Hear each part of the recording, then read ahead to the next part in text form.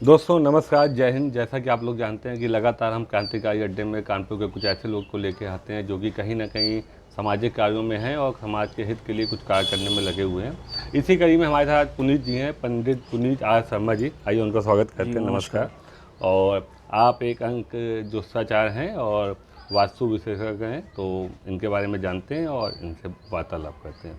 तो सबसे पहले मैं चाहूँगा कि आप अपना परिचय हमारे व्यूअर्स को दें। बिल्कुल।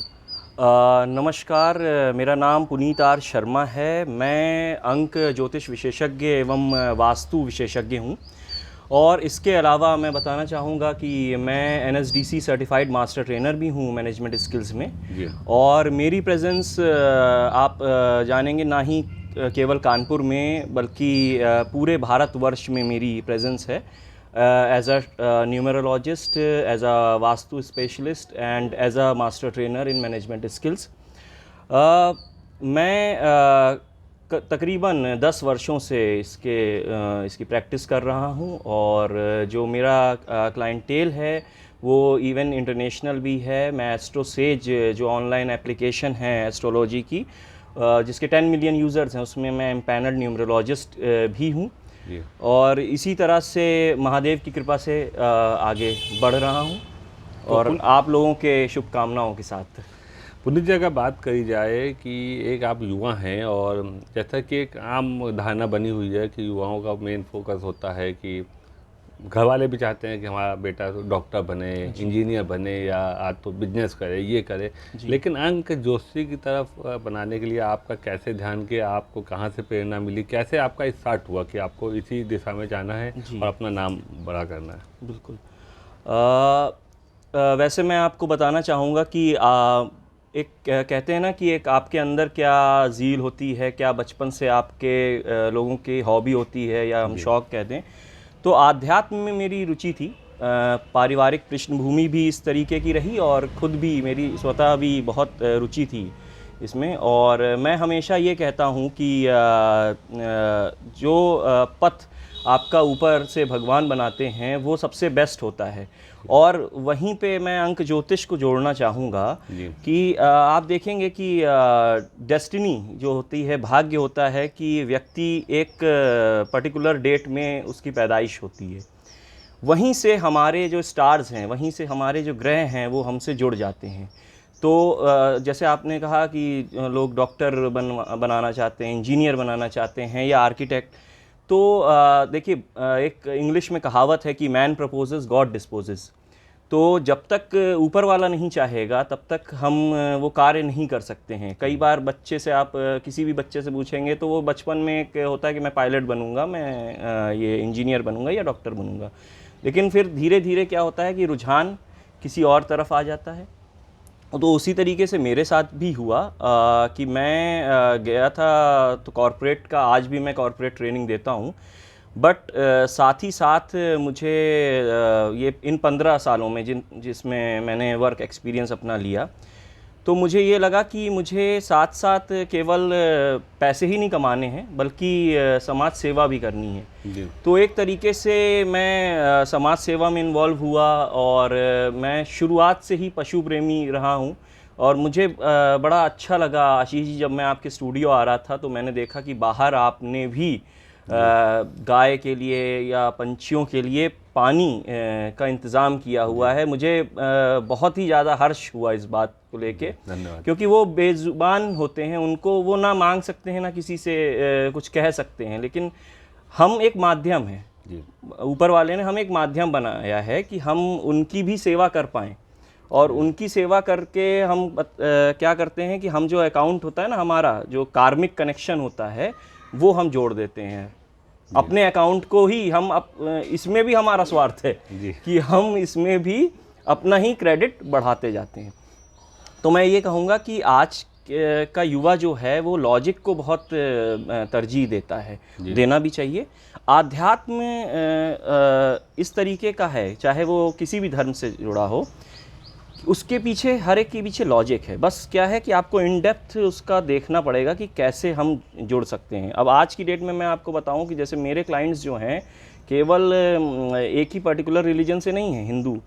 वो हिंदू भी हैं, मुस्लिम भी हैं, सिख भी हैं और ईसाई भी हैं। तो वो सभी धर्मों के लोग मेरे संग जुड़े हुए हैं। तो पुनीत जी, बात करते हैं अंक जोशी की कि जैसे मान लीजिए मैं ही हूँ, अभी इस बारे में बहुत ज़्यादा नहीं जानता हूँ, हमारे व्यूवर्स भी नहीं जानते होंगे, तो थोड़ा उसको डिटेलिंग में बताएं कि क्या है अंक जोशी और कैसे ये कार्य करता है, या अगर संक्षेप में आप एक्सप्लेन कर पाएँ। बिल्कुल, मैं बताता हूँ। मैं इसको सबसे पहले को रिलेट करना चाहूँगा बॉलीवुड, क्योंकि हमारे देश में एक बॉलीवुड मूवीज़ और एक क्रिकेट बहुत चलता है। तो आपने देखा होगा कि क्रिकेट में प्लेयर्स जो हैं अपने जर्सी का नंबर रखते हैं, वो अपनी पसंद से रखते हैं, क्योंकि जो अंक ज्योतिष में बिलीव करते हैं वो अपने लकी नंबर रखेंगे। या बॉलीवुड स्टार्स की अगर मैं बात करूं, नाम लेना चाहूँगा अजय देवगन जी का, आयुष्मान खुराना जी का, या ऋतिक रोशन जी का। तो इनकी स्पेलिंग में आप देखेंगे, इंग्लिश अल्फ़ाबेट में जो स्पेलिंग है आप देखेंगे तो कहीं पे वो एक नॉर्मल उसमें नहीं है। अगर मैं अजय देवगन की बात करूं तो देवगन की स्पेलिंग वैसे यूजुअली होती है DEVGAN, लेकिन अजय देवगन ने क्या किया है, अजय तो वही है AJAY, और DEVGN, ए को हटा दिया है। उसका प्रभाव देखिए बहुत ज़्यादा पड़ा है। उनका स्टारडम आज कहाँ से कहाँ पहुँच गया है। जब उन्होंने शुरुआत करी थी बहुत स्ट्रगल किया था, और कहाँ से कहाँ पहुँच गए हैं। इसी तरीके से एग्जांपल लेना चाहूँगा आयुष्मान खुराना। आयुष्मान खुराना सोलो हिट देने की काबिलियत रखते हैं आज की डेट में। यहाँ पे भी अंक ज्योतिष ने बहुत काम किया है उनके लिए। नेम न्यूमेरोलॉजी की बात करें, आयुष्मान में $N लगाते हैं, खुराना में RR लगाते हैं। ऋतिक रोशन सबसे बेस्ट एग्जाम्पल, फर्स्ट फिल्म से वो सुपरस्टार है। ऋतिक की वैसे यूजुअली स्पेलिंग RITIK होती है, लेकिन उन्होंने H लगाया, जो कि H आज भी साइलेंट है।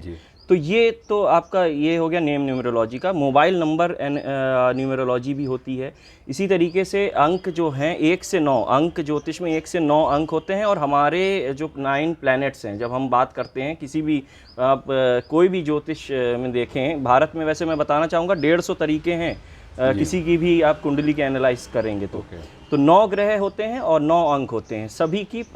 सभी अंकों का ग्रह से रिलेशन होता है। और वहीं पे आप वहीं पे क्या होता है कि सारी चीज़ें आ जाती हैं, सारी जो कहते हैं ना खुशी, सारे गम, और सारे करियर से रिलेटेड, हेल्थ से रिलेटेड, या वेल्थ से रिलेटेड, या रिलेशनशिप से रिलेटेड सभी चीज़ें वहीं पे आ जाती हैं। सब मतलब सबकी विस्तृत जानकारी होती है, और विथ लॉजिक इसमें आता है सारी चीज़ें। तो पुनीत जी, अगर बात करी जाए कि क्योंकि युवाओं को लेके, क्योंकि सब लोग इस चीज़ को जानते हैं, बहुत लोग मानते हैं भी, जैसा आपने बताया कि अच्छे अच्छे सेलिब्रिटी और प्लेयर्स इस चीज़ पे बिलीव करते हैं, लेकिन अगर युवाओं के रोज़गार को लेके बात करी जाए या उनकी जॉब को लेके, तो इसमें आप कितना फ्यूचर देखते हैं? आप भी युवा हैं और काफ़ी आपको इसका एक्सपीरियंस भी है, तो अगर आप काउंसिल करना चाहो युवाओं के लिए, तो आप क्या कहोगे इसके लिए? जी, मैं ये कहना चाहूँगा कि हर एक प्रत्येक युवा के लिए मैं ये कहना चाहूँगा कि अंक ज्योतिष वो माध्यम है जिसके थ्रू आपको ये पता लग जाता है कि आप किस क्षेत्र में सफल होंगे, और किस क्षेत्र में आप कितना भी मतलब समय दे दें या पैसा खर्च करके कोर्स कर लें, वहाँ आप सफल नहीं होंगे। मैं हमेशा ये चाहूँगा कि कोई भी व्यक्ति हो, महादेव की कृपा से वो हमेशा सफल हो।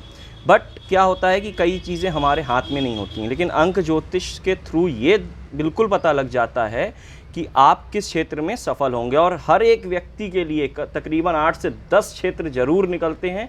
आप उनमें से चुन सकते हैं कि आपका किस में पैशन है। क्योंकि आज की डेट में इतना कंपटीशन हो गया है, हमें समय को बचाना है। समय बच गया तो आपका धन भी बच जाएगा, और समय चला गया तो आप धन भी नहीं बचा पाएंगे। Time is money.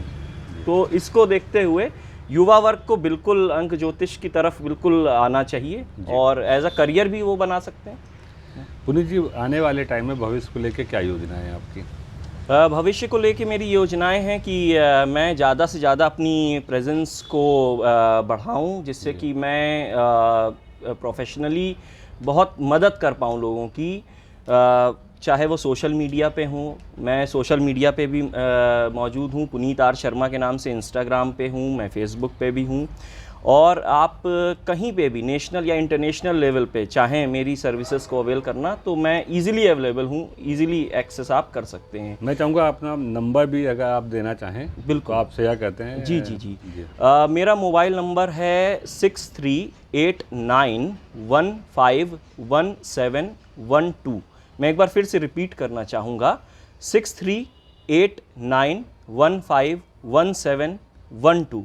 और हाँ, एक बात और ज़रूर कहना चाहूँगा आशीष जी, बहुत अच्छा माध्यम आपने मुझे प्रोवाइड किया और बहुत अच्छे समय पे जी कि आगामी 20 तारीख को हमारे कानपुर क्षेत्र में चुनाव है और आगे भी और चरण हैं उत्तर प्रदेश में या कहीं पे भी, हम पंजाब की बात करें, गोवा की बात करें, संपूर्ण भारत में हमेशा ये एक पर्व होता है इलेक्शन वोटिंग का। मतदान ज़रूर करें, सभी युवा को आना चाहिए। अगर आपको आप कहते हैं ना कि बदलना चाहिए, चीज़ें बदलनी चाहिए, चीज़ें अच्छी होनी चाहिए, तो आप स्वयं में सर्वप्रथम स्वयं में बदलाव लाएं और देश हित में मतदान आवश्यक है, ज़रूर करें, उसको एक छुट्टी की तरह ना लें। मतदान पहले कर लीजिए, उसके बाद छुट्टी मनाइए।